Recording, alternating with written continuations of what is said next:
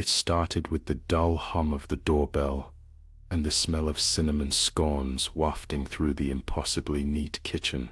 Martha greeted her book club one by one, the tray of pastries balanced on a linen apron. Laughter bounced off the walls, muffling the faint beat of rain against the bay window. Underneath, a crawling anxiety prickled her skin. Her friends never questioned her, not her perfectly arranged living room, not her breathless smile, not the bruises she attributed to misplaced garden tools. There was always the story, and they believed it because it was easier, because Martha made it easy. They discussed the latest thriller, sipping chardonnay, sharing secrets that tumbled onto the rug and vanished into the shadows. When Linda said she'd heard Martha's calls at midnight, pleading with someone who wasn't her husband, the laughter hiccuped and fell silent. Martha's face paled. She gripped her glass too tight.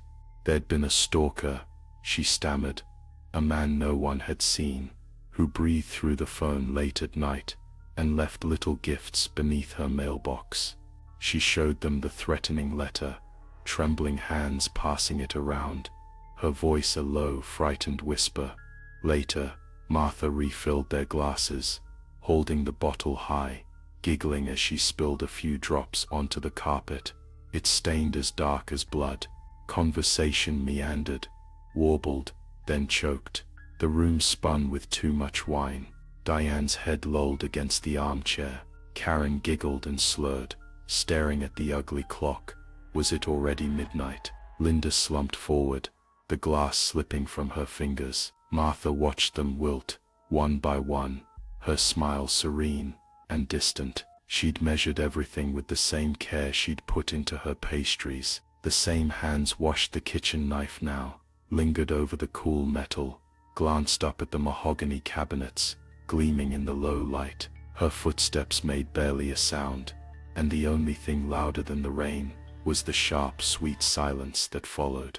The police found her the next morning, crouched in the hallway, hands curled into fists, eyes wide and wet and wild. She repeated the story, the man at the window, the pounding on the door, the flash of steel. She wept into their uniforms, voice stretched thin and trembling. Every surface she touched was scrubbed and spotless, except the jagged trail leading to the den, marked by the faintest smear, a handprint too small to have been anyone's but her own.